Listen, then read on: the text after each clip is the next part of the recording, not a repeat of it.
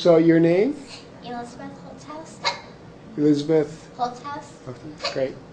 And what do? Do you go to school, work? What? Yes, I am in law school at Stetson University College of Law.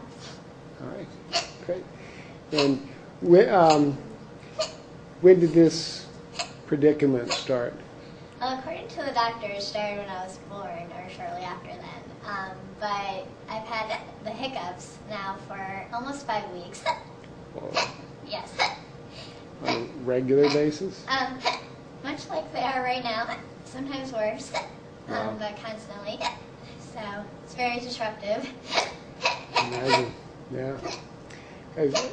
Have you been able to like study or do anything at all, or? It's hard to concentrate.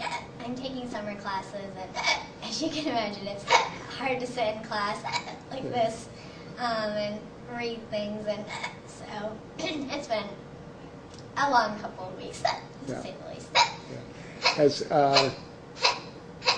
And it's been